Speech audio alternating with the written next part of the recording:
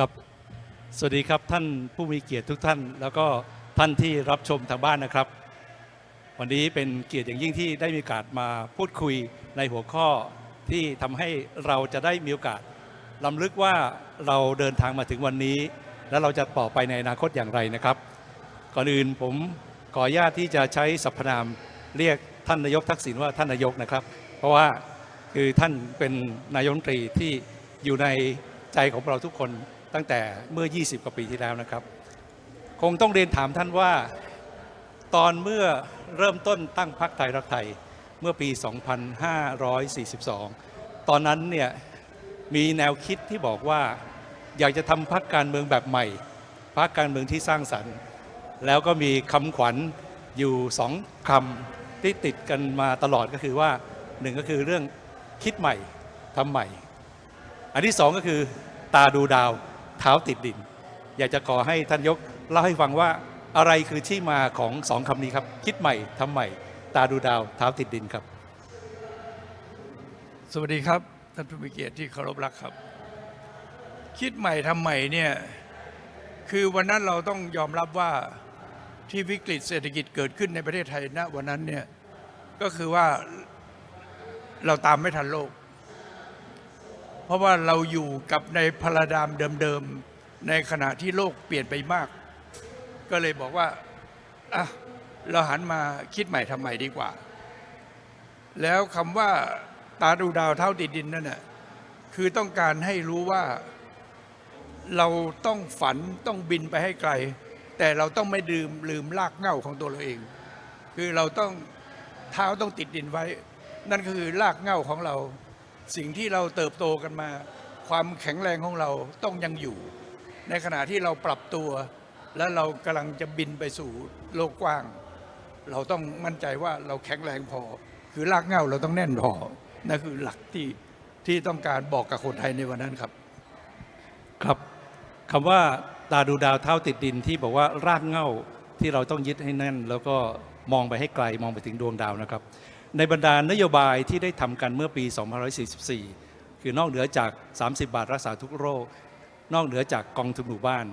มีนโยบายสำคัญอยู่นโยบายหนึ่งที่ยึดหลักเรื่องเกี่ยวกับตาดูดาวเท้าติดดินก็คือเรื่อง1 ตำบล 1 ผลิตภัณฑ์หรือ OTOP 1 ตำบล 1 Product นะครับที่มาที่ไปของ OTOP นี้เป็นยังไงครับคือผมมีคนญี่ปุ่นคนหนึ่งแวะมานั่งคุยกับผมแล้วเล่าเรื่องอีซองอีปิงของญี่ปุ่นแปลว่าหนึ่งหมู่บ้าน1 ผลิตภัณฑ์ของเขานั่นแหละอีซองอีปิงเขาเป็นผู้ว่าที่โออิตะแล้วก็เสียชีวิตไปละตอนนั้นคนที่มาเล่าไม่ใช่ตัวผู้ว่าตัวทางเจโทรผมก็เลยมันเพราะว่าผมเนี่ยเติบโตมาจากร้านชินวัตรไหมไทยที่สันกำแพงก็เห็นงานแฮนดี้คราฟต์มาตลอดแล้วก็รู้ว่ามันไปได้ระดับหนึ่งเพราะว่ามันไปได้ไม่ไกลอย่างที่คิดก็เลยคิดว่าถ้าเรามีการออกแบบใหม่การดีไซน์ใหม่ๆและการตลาดดีๆการแพคเกจจิ้งดีๆมันน่าจะไปได้ไกลกว่านั้นแล้วก็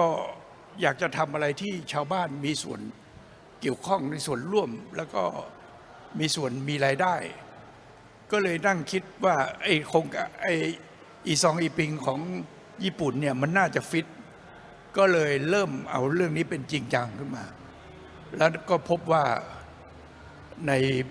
ประเทศไทยเราเนี่ยมันมีความรู้ภูมิปัญญาชาวบ้านหรือมีงานฝีมือของชาวบ้านเนี่ยอยู่ทุกที่ทุกภาคซึ่งมันปรับได้แต่ว่าวันนั้นเนี่ยเราต้องยอมรับว่าชาวบ้านก็คิดแบบชาวบ้านก็เขามีฝีมือจริงแต่แมททีเรียลเนี่ยเขาไม่สามารถลงทุนได้เขาไม่สามารถหาตลาดได้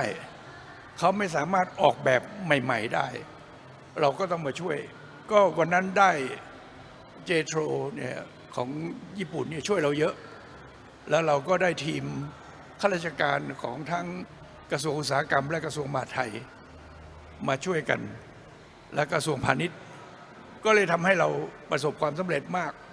โอท็อปตอนช่วงนั้นเนี่ย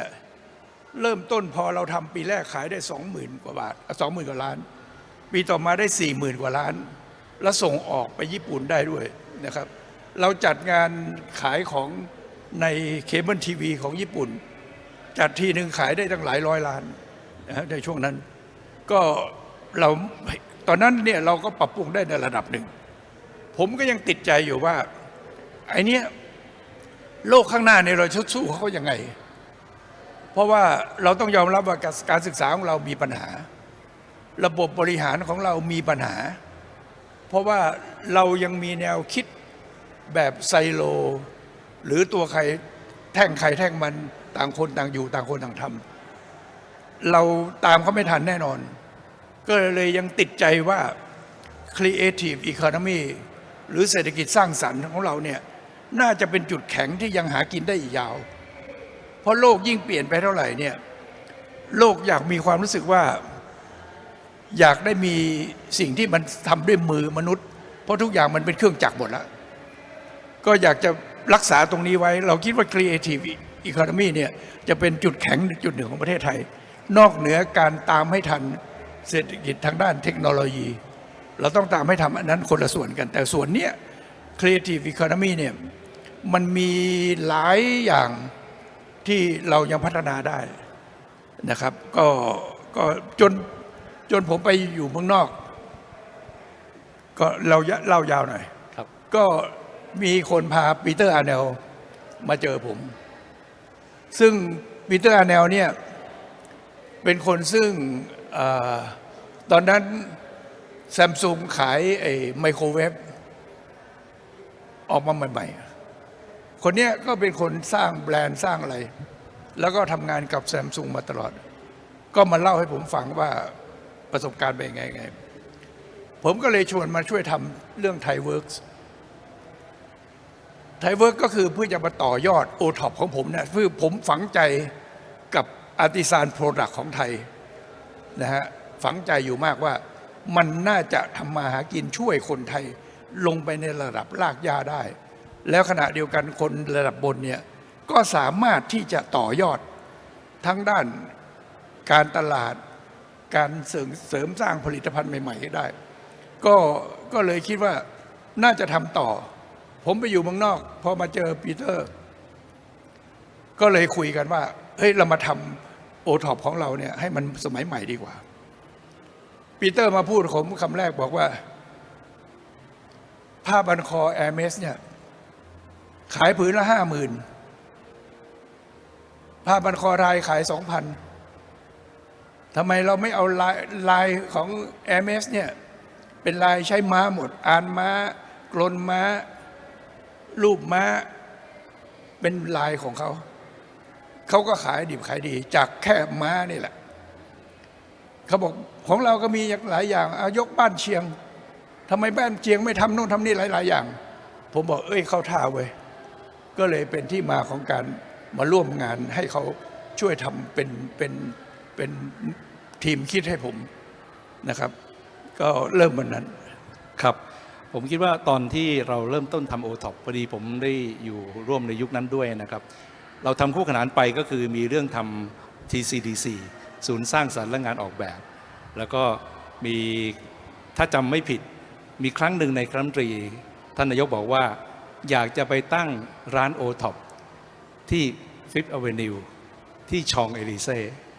อันนี้ก็แสดงว่าจริงๆแล้วแนวคิดที่บอกว่าโอท็อปเราจะไม่ใช่เป็นแบบโอท็อปที่เราคุ้นเคยอย่างทุกวันนี้นะครับจริงตั้งแต่ยุคนั้นก็คิดว่าจะต้องเอาทั้งเรื่องการออกแบบเรื่องดีไซน์และเรื่องร้านที่จะสามารถนำมาสู่ตลาดโลกได้ทีนี้ในส่วนของหลังจากที่พอท่านคุยกับปีเตอร์อันเนลส์เรื่องไทยเวิร์กแล้วเนี่ยพัฒนาต่อมายังไงครับที่มาจนถึงวันนี้ที่จะมีนิทรรศการในส่วนของไทยเวิร์กที่โชว์ในงานนี้ครับจริงๆก็ผมคิดตอนนั้นเนี่ยผมมองสินค้าไทยในภาพรวมมีโอท็อปเป็นสินค้าฐานแล้วก็มีสินค้าของ SME เป็นสินค้าประกอบผมรู้ว่าโลกยุคนั้นเนี่ยต้องสร้างแบรนด์แต่ว่าแต่ละบริษัทเล็กๆหมด ถ้าจะสร้างแบรนด์เนี่ยมันต้องใช้ตังค์หลายตังค์ที่จะให้ไปสู่สากลผมก็เลยบอกว่าเอางั้นให้มาเกาะปีกแบรนด์ไทยแลนด์ไปก่อนแล้วกันก็เลยจะสร้างแบรนด์ไทยแลนด์ขึ้นมาแล้วก็เช่นว่าแบรนด์ไทยแลนด์บายใครอันนี้บายฟลายนาวอันนี้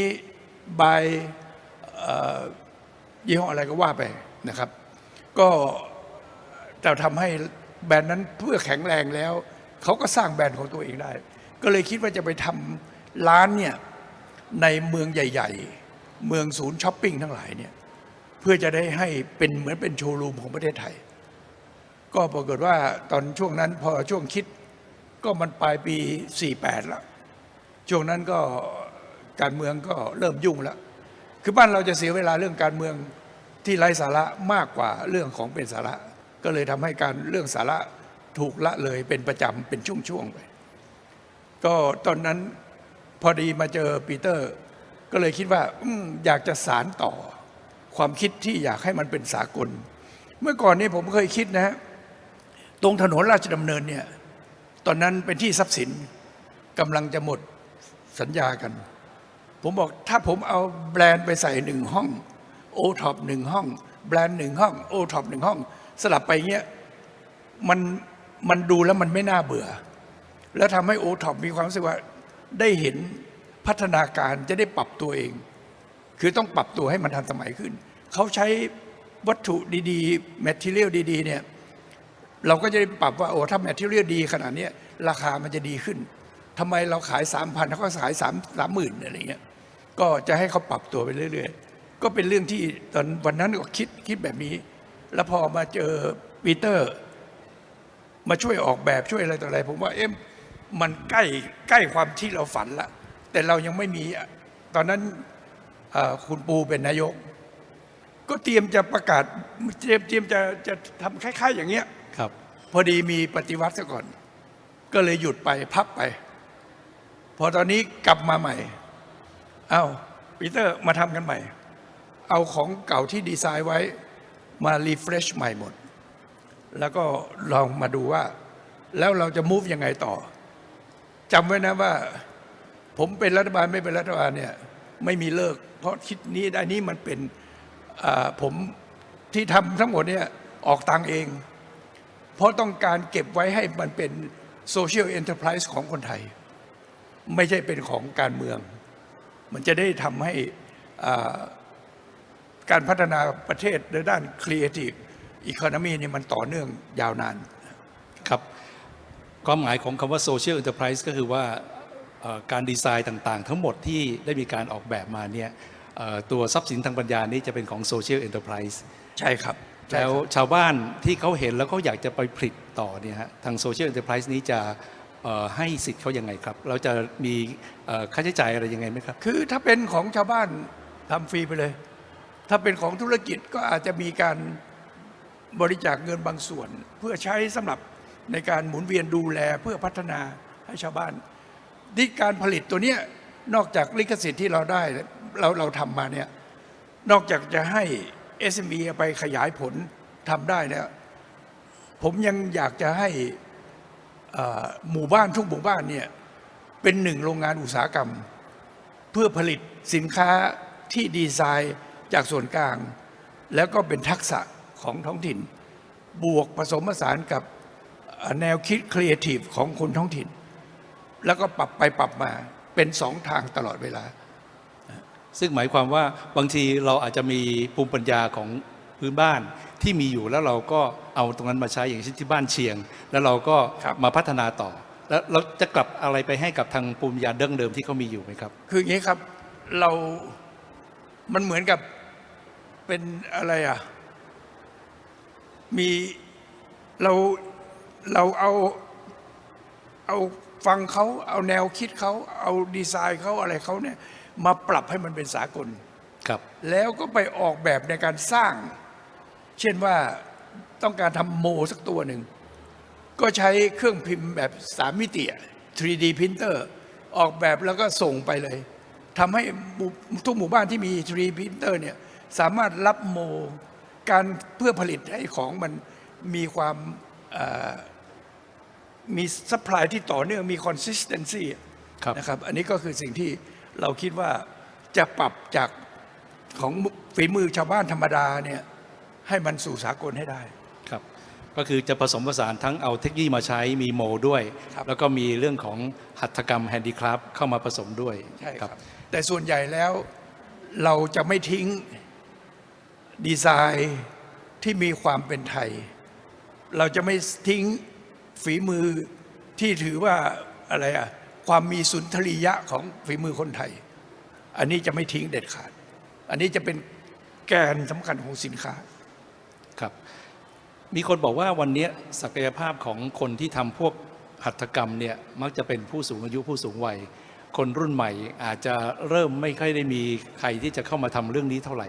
ท่านมีแนวทางยังไงครับที่จะส่งเสริมให้คนรุ่นใหม่ ซึ่งวันนี้อาจจะพยายามหาตัวเองอยู่ว่าฉันเนี่ยอาจอยากจะมาทำแฮนดิคราฟต์เพราะมีบางคนที่เป็นศิลปินรุ่นใหม่ที่ไปปรากฏงานอยู่ใน Golden House ของ Dior ซึ่งในงานนี้ก็มีอยู่ด้วยนะครับคุณสรัญญปัญญาหรือคุณกรกฎอารมณ์ดี แต่นี้มีน้อยมากมีแนวทางไงที่จะทำให้พวกคนรุ่นใหม่เนี่ยหันมาสนใจเรื่องนี้ทำเรื่องนี้มากขึ้นครับ ก็ต้องรีบทำให้สินค้าหรือแนวหรือดีไซน์ของแบบของไทยเนี่ยทำเงินได้ และเด็กรุ่นใหม่แน่นอนเด็กรุ่นใหม่โดยเฉพาะ Gen Z เนี่ย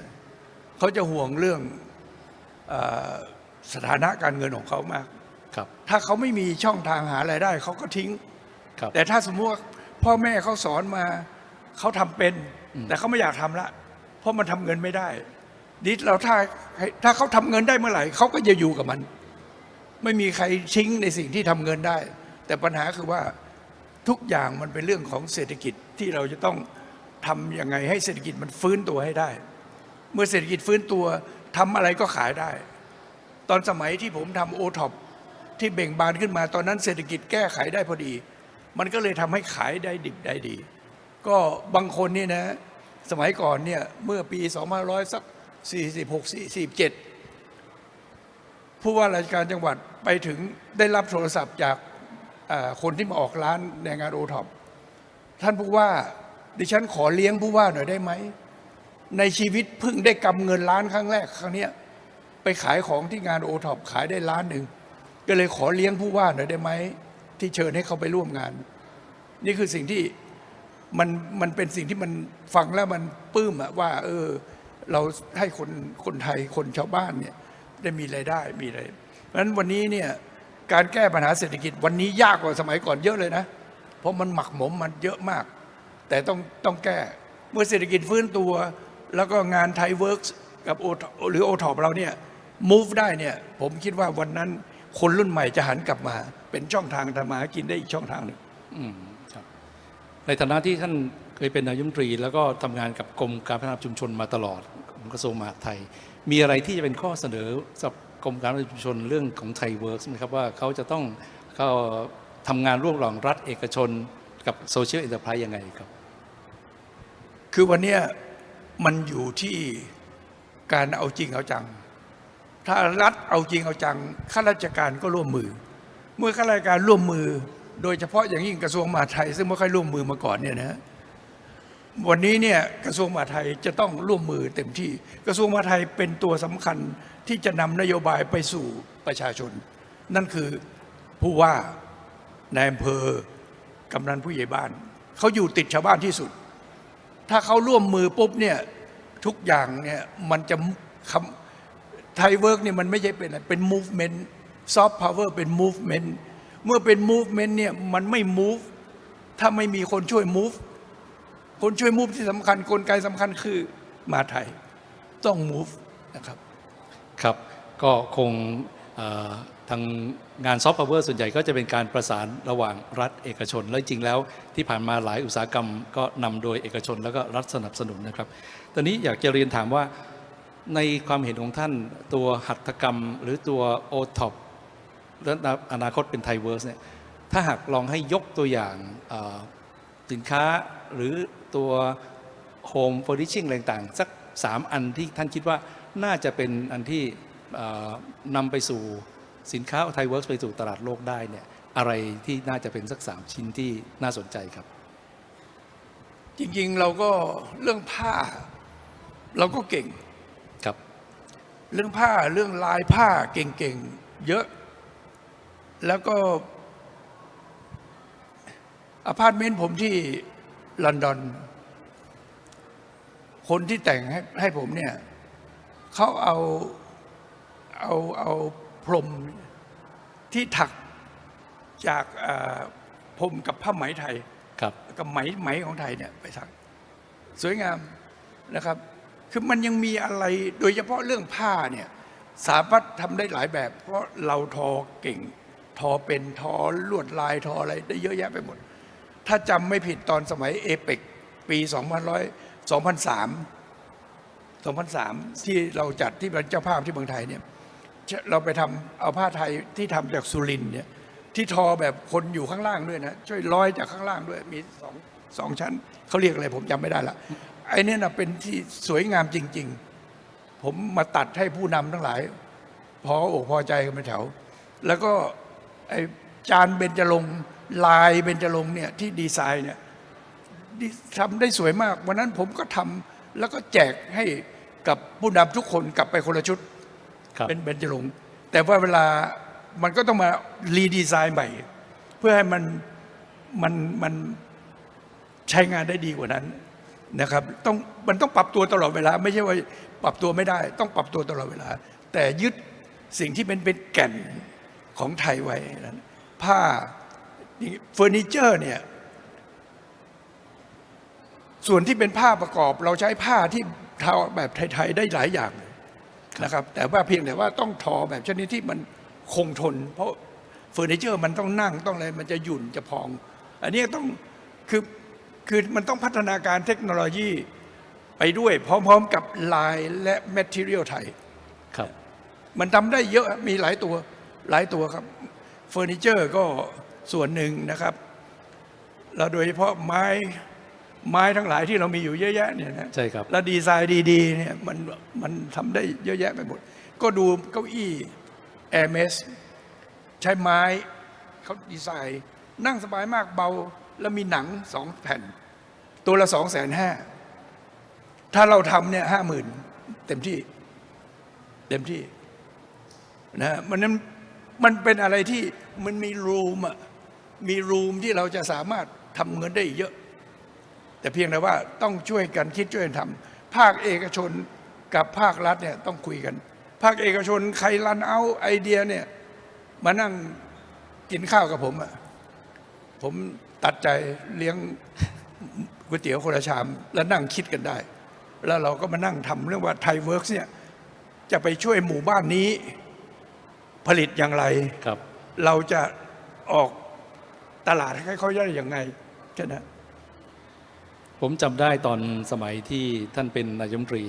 มีประชุมทุกวันศุกร์เชิญอุตสาหกรรมต่างๆ มานั่งพูดคุย แล้วก็ให้เขาเล่าให้ฟังว่าอุตสาหกรรมนี้อยากจะพัฒนาต่อไปอย่างไร ซึ่งมีหลายอุตสาหกรรมซึ่งเป็นอุตสาหกรรมสร้างสรรค์ที่ทำให้การได้มีการแลกเปลี่ยนกับท่านนายกนะครับฟังท่านเหมือนกับว่าท่านเนี่ยเป็นคนชอบศิลปะ ผมเคยฟังในวงที่คุยกันเล็กๆเนี่ยว่าท่านอยากเห็นตึกอาคารต่างๆนี่มันมีรูปทรงที่มันมีความหลากหลายบ้างนอกเหนือจากเป็นแท่งสี่เหลี่ยม หรือควรจะมีนิทรรศการศิลปะอาร์ตแฟร์ดีๆในประเทศไทย ท่านมองเรื่องนี้ยังไงครับ คืออะไรที่มันเจริญหูเจริญตาเป็นเรื่องดีทั้งนั้นน่ะถ้าไปที่ไหนเห็นแต่กล่องสี่เหลี่ยมมันก็ไม่ไหวอะผมกลับมาถึงเมืองไทยนะผมอยู่ดูไบผมไม่ได้บอกว่าแหมผมชอบดูไบมากกว่าประเทศไทยไม่ใช่ แต่ดูไบเนี่ยเขาดีไซน์หลากหลายเขาเอาสถาปนิกจากทั่วโลกมาออกแบบตึกตรงนั้นตรงนี้ ตึกมันดูไปไหนมันก็มีรูปทรงที่ต่างกันแล้วก็สวย ผมมาลงเครื่องบินมาถึงเมืองไทย เจอแต่กล่องสี่เหลี่ยมหมด คือเราไม่ค่อยกล้าลงทุนในเรื่องของดีไซน์มากนะนี่จริงๆแล้วเราเป็นประเทศที่มีความสวยงามในตัวอยู่แล้ว ครับ เราต้องยอมออกแบบดีไซน์ ผมเป็นคนชอบงานด้านศิลปะผมชอบฮะแต่ว่าผมชอบเรื่องศิลปะกับเทคโนโลยีทั้งสองอย่าง เพราะฉะนั้นผมอยู่ได้ทั้ง Creative Economy และอยู่ได้ทั้งเทคโนโลยี related economy ครับผมยังจำได้อยู่ในครม.ช่วงแรกๆของการประชุมก็จะมีแนะนำหนังสือ ก็มีหนังสือหลากหลายอย่างที่ท่านว่าทั้งเทคโนโลยีก็มีการบริหารจัดการก็มีเรื่องดีไซน์ก็มีนะครับตอนนี้ผมได้มีโอกาสดูเป็นคล้ายๆเว็บไซต์ต้นแบบของ ThaiWorks ท่านมีแนวคิดเรื่องเอาดิจิทัลอีโคโนมีมาสนับสนุน ThaiWorks มากขึ้นยังไงครับ คือวันเนี้ย AI มันเก่งมาก มันเก่งจนผมกลัว และที่กลัวหนักกว่านั้นก็คือว่ากลัวว่าคนไทยจะไม่ยอมตามให้ทัน AI เนี่ยไม่ต้องอะไรนะสมมติว่าถ้าเราเป็นสมาชิก Chat GPT ที่รุ่นแพงหน่อยนะครับ เราให้มันออกแบบมันก็ออกแบบได้ ครับ หรือว่ารุ่นธรรมดาบอกว่าผมมีตังค์200,000อยากจะไปเที่ยวญี่ปุ่น5 วันอยากไปโอซาก้าผมควรจะพักที่ไหนกินอะไรยังไงไปเที่ยวไหนบ้างมันแพลนได้หมดโดยที่ไม่ต้องทำอะไรเลย เพราะฉะนั้นวันนี้นายกนั่งตรงนี้นายกบอกว่ารัฐมนตรีวัฒนธรรมฮะ นายกรัฐมนตรีและรัฐมนตรีว่าการกระทรวงวัฒนธรรมบอกกับผมว่าเราน่าจะทำ virtual training ทาง AI ให้กับประชาชนคนไทยเพราะเราจะทำ virtual training หมายความว่าคนไทยเนี่ยอยากเล่น AI ให้เป็นไปเข้าเทรนนิ่งเข้าบนเว็บไซต์ตรงนี้แล้วก็เรียนเทรนนิ่งไปแล้วก็เรียนเป็นเรียนจบแล้วให้โทเก้นไปพอให้โทเก้นเนี่ยโทเก้นนี้เราก็จะไปเอาเราก็ไปซื้อ Chat GPT DeepSeek อะไรทั้งหลายเป็นบันเดิลมาเลยคุณมีโทเก้นคุณไปใช้ฟรีเลยคุณเพราะที่ต้องให้เรียนก่อนแล้วไปใช้เนี่ยเพราะไม่งั้นคุณไปใช้โดยไม่เรียนคุณจะไม่รู้เรื่องครับก็เรียนไม่นานเรียนประมาณสัก2-3 วันก็จบแล้วใช่ครับพอจบปุ๊บทีนี้เราเป็นคนฉลาดเลยไอ้สิ่งเหล่านี้มันจะมาช่วยเรื่องของ Creative Economy เรามากเพราะหนึ่งเราจะถามมันเรื่องตลาดถามมันเรื่องออกแบบอย่างนี้เป็นยังไงเข้าใจมันตอบให้ช่วยเราเยอะมันไม่ได้เก่งที่สุดแต่มันน้อยมันก็คือมันสตรีมไลน์ความคิดไม่ฟุ้งซ่านว่าแนวเนี้ยใช้ได้ทำให้เราเนี่ยสามารถเอาเทคโนโลยีตัวนี้มาใช้นอกเหนือจากนั้นการดีไซน์การออกแบบเทคโนโลยีมันจะเข้ามาช่วยแต่ว่าทีละขั้นเราจะใช้เบสิก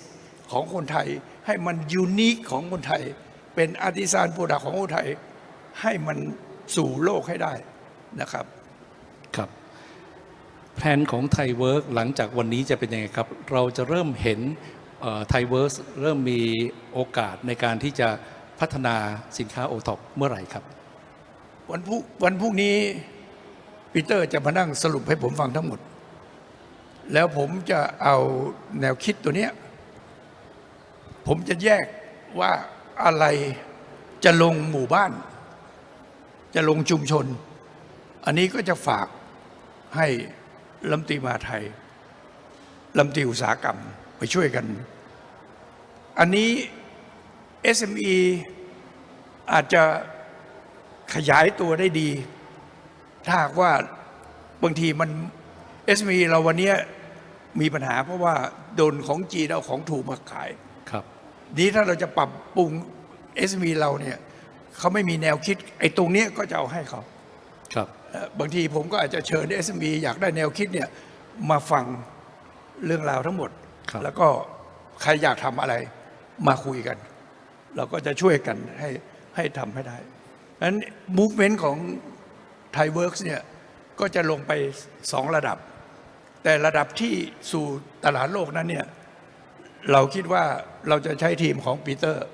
ซึ่งมีความกว้างขวางในวงการตลาดโลกอยู่พอสมควรรู้จักพวกแบรนด์ต่างๆเยอะแยะว่าเราจะเป็นคนผลิตป้อนแบรนด์หรือจะดีไซน์ร่วมยังไงหรือว่าเราจะทำแบรนด์ของเราต่างหากอันเนี้ยก็จะเป็นเรื่องที่ต่อไปอันนี้ก็ รอให้ท่านนายกได้กลับไปทำงานก่อน ครับก็ปกติเวลาทำงานกับท่านก็บอกว่าถ้าถามว่าจะเริ่มเมื่อไหร่ก็เริ่มเมื่อวานนี้นะครับอันนี้ก็คงพรุ่งนี้ได้คุยแล้วคงจะเริ่มเร็วที่สุดนะครับ ครับ ครับ ผมเป็นคนใจร้อนนะเพราะตอนนี้ก็76แล้ว ไม่รู้อยู่ได้อีกกี่ปี รีบๆทำซะก่อน ครับ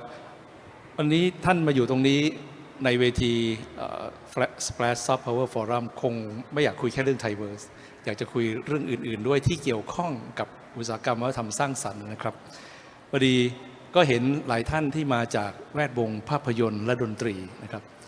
ก็อาจจะขออนุญาตถามท่านนายกเรื่องภาพยนตร์ไทยเพราะว่าปีที่ผ่านมาเนี่ยเป็นปีที่ภาพยนตร์ไทยได้เติบโต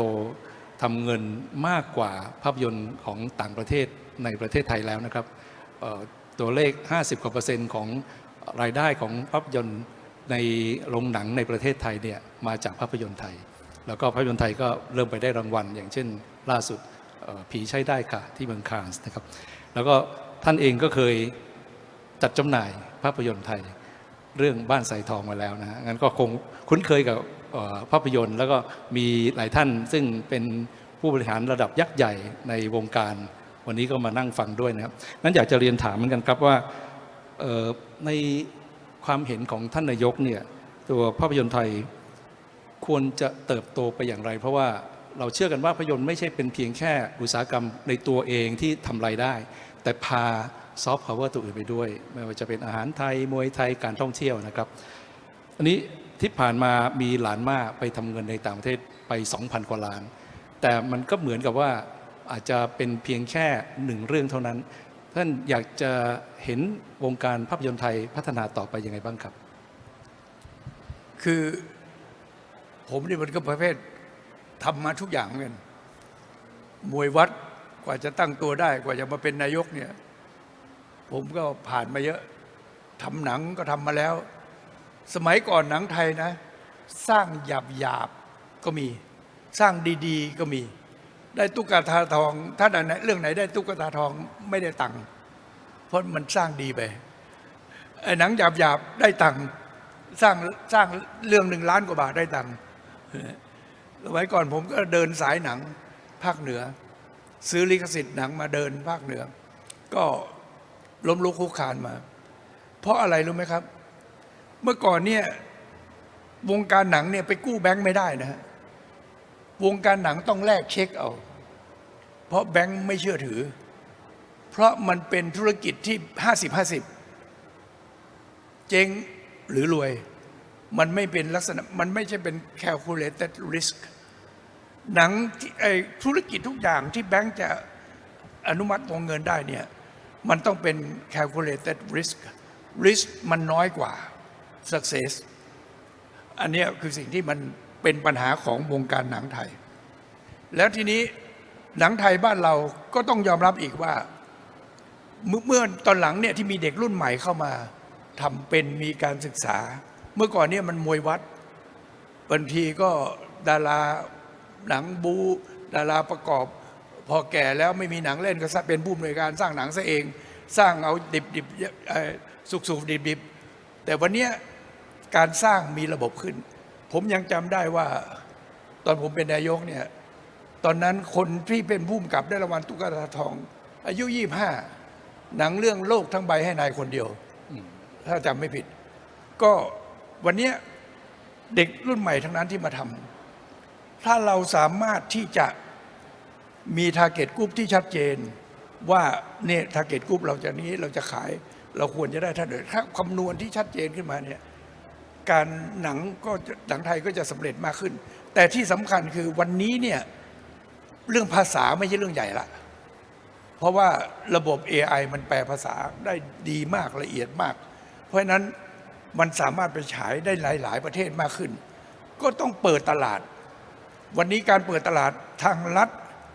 ก็โดยเฉพาะกระทรวงวัฒนธรรมไทยกับกระทรวงวัฒนธรรมอื่นๆเนี่ยต้องเจรจาคุยกันว่าเราก็รับหนังเข้ามาเขาก็รับหนังเราไปแต่ว่าหนังเราเนี่ยส่วนใหญ่เชื่อไหมว่าสคริปต์หนังไทยเนี่ย คนในฮอลลีวูดเนี่ยเขาเริ่มซื้อสคริปต์หนังไทยไปแปลไปดัดแปลงนะ เพราะว่าคนไทยเขียนนิยายเก่ง โดยเฉพาะการเมืองเนี่ยนิยายน้ำเน่าเยอะมากเลย เพราะนั้นก็เลยจะเป็นอะไรที่ถ้าเราทำหนังกันดีๆมีคุณภาพ แล้วเปิดตลาดให้กว้างขึ้นเนี่ยแล้วรัฐช่วยสนับสนุนด้วยนะครับแล้วก็รัฐก็ต้องคุยกับสถาบันการเงิน ว่าต้องไฟแนนซ์กันบ้างละล่ะก็จะทำให้หนังไทยโตได้หนังไทยโตได้นะครับแล้วก็เรื่องโดยเฉพาะตลาดจีนเข้าได้ไหมตลาดอินเดียเข้าได้ไหมทำไมเขาถึงรับหนังบอลิวูดฮอลลีวูดคือเราก็ต้องรับหนังเข้ามาเราก็มันอยู่ทำการรับหนังของประเทศอื่นมาฉายให้เราก็ดีเราก็ได้มีความเข้าใจโลกมากขึ้นวัฒนธรรมมากขึ้นมันไม่ได้เสียหายอะไรครับแล้วหนังไทยก็จะตลาดกว้างขึ้นเรื่อยๆนะครับเราสมมุติว่าหนังไทยเราไปติดที่จีนทีเดียวเนี่ยอากูเนี่ยตังแกเยอะวันนี้เนี่ยไปได้ละครติดที่ในจีนหลายเรื่องอยู่ครับคืออากูก็บอกว่ามีเรื่องหลายเรื่องที่เป็นเชิงนโยบายที่อาจจะให้ทางภาครัฐเนี่ยได้พิจารณาตัดสินใจเรื่องหนึ่งที่ไม่ได้ประกาศพูดคุยกันก็คือเรื่องเกี่ยวกับ cash rebate คือสิทธิประโยชน์ในการคืนเงินเพราะว่าตอนนี้เราให้กับกองถ่ายภาพยนตร์ต่างประเทศซึ่งถ้าหากมาถ่ายในประเทศไทยมีเงินลงทุนตามที่เรากำหนดไว้มีการถ่ายทำโดยที่มีโปรดักชันที่มีคนไทยร่วมด้วยมีการส่งเสริมวัฒนธรรมไทยจะได้ cash rebate ไปถึง 30% คำถามคือว่าถ้าหากกองถ่ายภาพยนตร์ของไทยเราเองเนี่ยสนใจที่จะขอร่วมรับสิทธิประโยชน์นี้โดยที่ทำตามมาตรการต่างๆเนี่ยท่านนายกมีความเห็นยังไงครับมันก็ควรเท่าเทียมกันเนาะถ้าเราให้ต่างประเทศได้เราก็ให้ไทยได้ก็แค่นั้นเองใช่ครับงั้นก็เดี๋ยวทางรัฐมนตรีว่าการกระทรวงวัฒนธรรมซึ่งท่านได้มีโอกาสคิดถึงนโยบายให้ผมฟังกันว่าเรื่องนี้ท่านสนใจด้วยนะครับทีนี้วันนี้ภาพยนตร์เนี่ยมันมีการฉายผ่านหลายๆช่องทางและสำคัญคือสตรีมมิ่งอย่างบางช่องอย่าง Netflix นะครับท่านนายกมีแนวคิดยังไงครับจะมีการควบคุมหรือมีการส่งเสริมจะร่วมมืออย่างไรเพราะว่าอันนี้ก็ถือเป็นช่องทางสำคัญอย่างล่าสุดที่มีซีรีส์เรื่องเกี่ยวกับสงครามส่งด่วนซึ่งดังมากแต่ว่าปรากฏว่าอันนี้ก็เป็น IP ของ Netflix ทั้งที่คนไทยเป็นคนสร้างอันนี้ในกรณีนี้ท่านนายกมีความเห็นยังไงครับว่าจะร่วมมือกับ Netflix หรือสตรีมมิ่งต่างๆแบบไหนอย่างไรคือผมว่าประเทศไทยเนี่ยเชื่อหรือไม่ว่าเราไม่ได้คอนโทรล OTT หรือเรียกว่า over the top คือการทำ data streaming ทั้งหลายวิดีโอสตรีมมิ่งเราไม่ได้ควบคุมเลยนะใครใครเสียภาษีเสียใครไม่ใครเสียก็ไม่ต้องเสียผมเพิ่งมารู้ตอนนี้กำลังเร่งที่จะมีการคุม OTT เพราะฉะนั้นมีคุม OTT เนี่ยเราก็จะต้องเกิดสิทธิเท่าเทียมกันต่างชาติมาทำมาหากินในประเทศไทยมีรายได้จากไทยก็ต้องเสียภาษีเหมือนคนไทยที่ผ่านมาไม่เสียนึกอยากเสียก็เสียไม่อยากเสียก็ไม่ต้องเสียเพราะเราไม่รู้ว่าเขามีรายได้เท่าไหร่แต่วันนี้ผม OTT เนี่ยกำลังจะเรียบร้อยแล้วนะจะกำลังจะพอเรียบร้อยปุ๊บเนี่ยเราก็สามารถที่จะดูแลทุกแพลตฟอร์มที่เข้ามาในประเทศไทยได้อย่างชัดเจนอันไหนที่ไม่ถูกต้องจะห้ามก็ซ่อมห้ามได้โดยไม่ต้องเป็นซิงเกิลเกตเวย์สมัยก่อนที่อยากทำซิงเกิลเกตเวย์ก็เพราะว่าจะคอนโทรลทุกอย่างแต่ซิงเกิลเกตเวย์เป็นอะไรที่สังคมไม่รับแต่เดี๋ยวนี้เราสามารถคอนโทรล OTT ทีละตัวได้นะครับเทคโนโลยีใหม่แล้วก็เราก็จะไปดูตรงนี้เพื่อจะให้ OTT เนี่ยคุมความร่วมมือของไอ้สตรีมมิ่งทั้งหลายเนี่ยเป็นสิ่งที่จำเป็นเพราะว่าวันนี้มันเป็นเรื่องระบบเครือข่ายที่อินโดนีเซียนะเขามีเกาะเป็น 2,000 เกาะแต่ละเกาะก็จะมีเรื่องเล่าของผีแต่ละเกาะไม่เหมือนกัน เดี๋ยวนี้แต่ละเกาะมันทำหนังผีของตัวเอง ของเรามีแม่นาคพระโขนงอะไรเนี่ยเขาฝรั่งก็ผีแดกูล่าเดี๋ยวนี้ตอนนี้ปรากฏว่า Netflix เนี่ยสนใจหนังผีมาก ก็เลยเป็นมาดูหนังมาให้อินโดนีเซียทำหนังผีทีละเกาะ ของเราสตอรี่เยอะแยะไปหมดนะครับ วันนี้ประเทศไทยเราเนี่ยสตอรี่เยอะมากสตอรี่ไม่เยอะใส่สตรอเบอรี่เข้าไปบ้างก็ได้เนี่ยเราก็ต้องสร้างหนังสร้างอะไรได้ คือสมองเนี่ยให้มันพัฒนาในทางทำเงินเถอะอย่าไปซักพัฒนาในการทำลายซึ่งกันและกันมันประเทศมันอยู่ไม่ได้นี่วันนี้ในเรื่องของการสร้างหนังไทยก็ดี การสร้างละครก็ดีเนี่ยถ้าเราหาตลาดเราจอยกับพวกออนไลน์สตรีมมิ่งทั้งหลายได้ดีที่สุดครับครับก็เป็นการศึกษาที่เดี๋ยวท่านคงจะเอาบทศึกษานี้ส่งมอบต่อผู้มีความอำนาจรับผิดชอบต่อไปนะครับซึ่งอันนี้ก็มีเพิ่มนิดเดียวคือว่าเทศกาลภาพยนตร์นานาชาติกรุงเทพบางกอกอินเตอร์เนชั่นแนลฟิล์มเฟสติวัลที่เคยจัดกันในสมัยก่อนที่จะมีรัฐประหารปี 49 กำลังจะกลับมาแล้วนะครับในปีนี้นะครับก็เป็นข่าวดีสำหรับคนในวงการภาพยนตร์แล้วนี่ก็จะกลับมานะครับบางกอกแฟชั่นวีคคือวันนี้เมืองไทยมันควรจะมีได้ทุกอย่างที่ในโลกสากลโลกที่เขาฟุ่มเฟือยเนี่ยค่าใช้จ่ายที่ฟุ่มเฟือยเนี่ยเราตามเขาไม่ทันแต่เราซื้อเขาทันแต่เราสร้างเขาไม่ทันเพราะนั้นเราต้องสร้างแข่งเขาบ้างนะครับวันนี้กำลังซื้อคนไทยตกไปเยอะนะผมเห็นสภาพแล้วเนี่ยวันนี้เราจะต้องแก้อะไรเยอะประเทศไทยนะครับครับบางกอกแฟชั่นวีคเริ่มต้นจากกรุงเทพเมืองแฟชั่นซึ่งผมคิดว่าถ้าบางกอกแฟชั่นที่กลับมาแล้วเป็นงานระดับโลกก็คงจะทำให้ประเทศไทยได้เป็นศูนย์กลางอีกครั้งหนึ่งนะครับซึ่งในงานนี้มีแฟชั่นพาวิเลียนซึ่งผมเพิ่งคุยกับสปีกเกอร์ที่มาจากญี่ปุ่นเป็นสปีกเกอร์ระดับโลกเป็นคนทำแฟชั่นด้วยเขาบอกเขาประทับใจมากแล้วเห็นมีการคุยกันกับคนที่เป็นเจ้าของผลงานนะครับทีนี้ผมอยากจะมาพูดถึงเรื่องดนตรีบ้างเพราะดนตรีเองก็เป็นอีกส่วนหนึ่งที่ผมคิดว่ากำลังมาแรงแล้วก็เราน่าจะมีคนที่เป็นทาเลนต์อยู่มากมายนะครับคือดนตรีวันนี้สิ่งที่เราได้ฟังได้เห็นส่วนใหญ่ก็จะผ่านพวกออนไลน์ต่างๆทีนี้ในเวนิวพวกสถานที่ต่างๆเนี่ยยังอาจจะไม่ได้มากนักมีเด็กรุ่นใหม่ที่อยากจะแสดงความสามารถท่านยุมีแนวคิดยังไงครับว่าจะพัฒนาไลฟ์เฮาส์เล็กๆเพื่อที่ให้ได้ทุกคนมาแสดงความสามารถเหมือนกับ TCDC ที่ได้เปิดโอกาสให้คนที่สนใจเรื่องการออกแบบวงการดนตรีควรจะมีสถานที่ที่จะพัฒนาความสามารถได้มีโอกาสแสดงออกของเยาวชนคนรุ่นใหม่อย่างไรครับผมดูทีวีช่องอาริลังของเกาหลีตกเย็นเนี่ยเขาเรียกว่า after school หรืออะไรเนี่ยเด็กเกาหลีเนี่ยมันจะไปชวนกันไปแล้วแต่จะชอบเหมือนกันเช่นบางกลุ่มไปเรียนเทควันโดบางกลุ่มไปเรียนเต้นบางกลุ่มไปเรียนร้องเพลงมันก็จะไปฝึกกันผลท้ายเด็กมันมั่วสุมกันอย่างสร้างสรรค์นะมันจะไปมั่วสุมในสิ่งที่ว่ามันจะไปในอนาคตมันชอบอะไรมันเอาฮ็อบบี้มาทำเงินนะอันนี้ก็เลยเป็นเรื่องที่เราก็เหมือนกันถ้าเด็กเราเนี่ยแน่นอน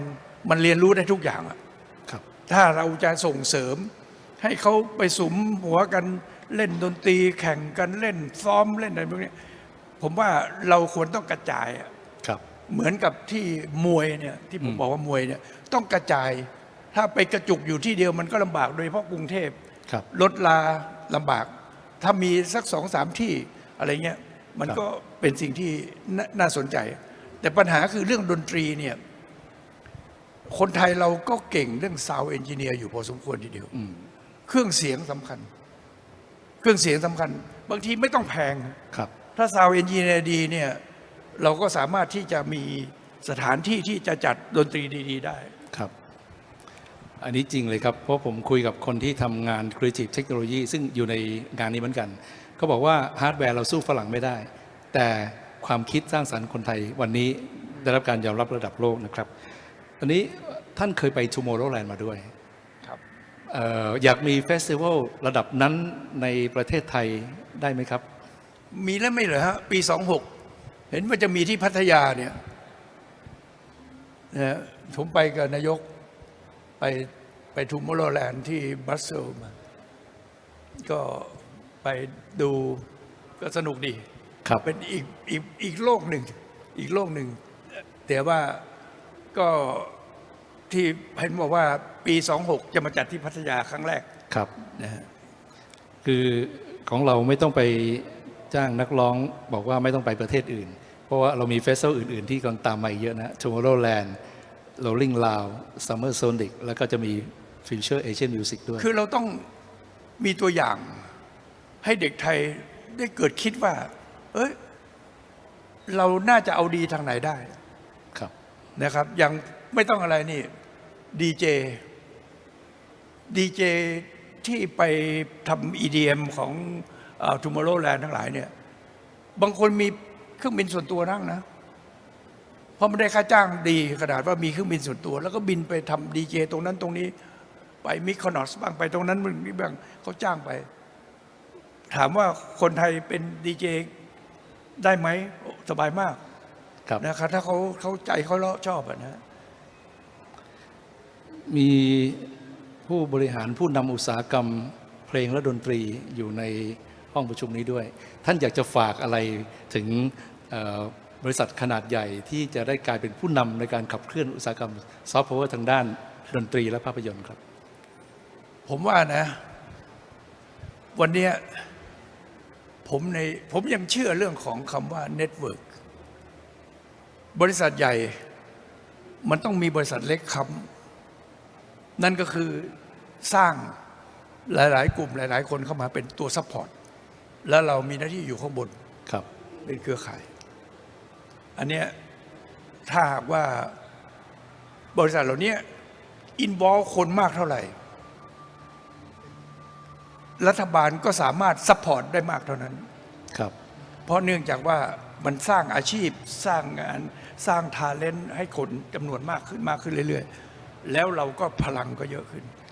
นะครับ เหมือนเอาคิดซะว่าเอาสมมุติคุณเป็น CP คุณมีร้านเซเว่นทั่วประเทศ ครับ คล้ายๆอย่างนั้น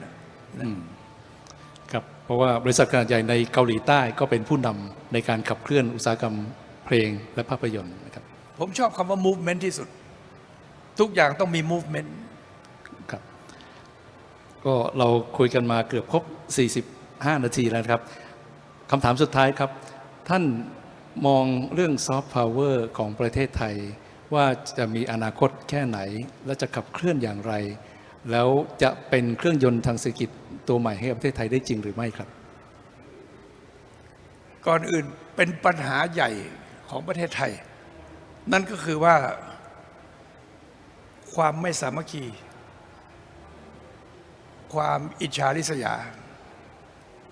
ถ้าเราอยู่ด้วยความสามัคคีกันไม่อิจฉาริษยากันและเกื้อกูลกันเนี่ยซอฟต์พาวเวอร์คือพลังมหาศาล พลังมากกว่าฮาร์ดพาวเวอร์เยอะ ครับ นั่นก็คือว่าเราหนึ่งนิสัยคนไทยเนี่ยเรามี artisticity สูง มี creativity สูง มี aesthetic สูง สิ่งเหล่านี้มันรวมกันแล้วเรามี culture ที่ดี สิ่งเหล่านี้เมื่อรวมกันแล้วเนี่ยมันจะสามารถสร้างพลังของซอฟต์พาวเวอร์ได้ในหลากหลายสาขา ครับ หลากหลายทางช่องทาง แล้วมันคือช่องทางทำมาหาเงินทั้งนั้น แล้วโลกต่อไปนี้ถึงแม้จะมีเทคโนโลยีสมัยใหม่อย่างไร มันก็หนีคำว่าซอฟต์พาวเวอร์ไม่ได้ มันหนีไม่ได้ Creative Economy มันยัง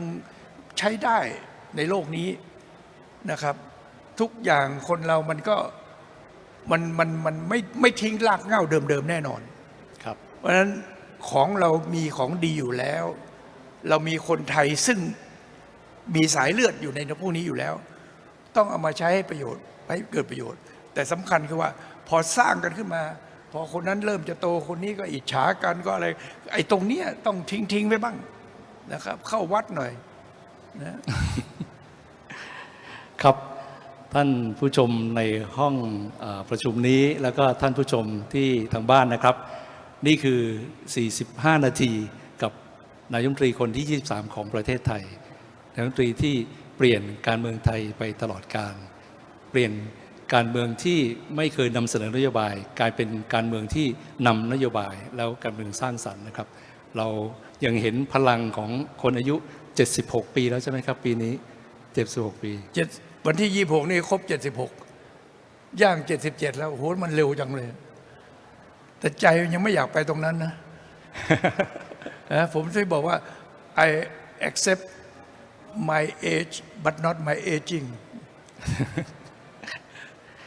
ครับเราก็เห็นพลังที่ไ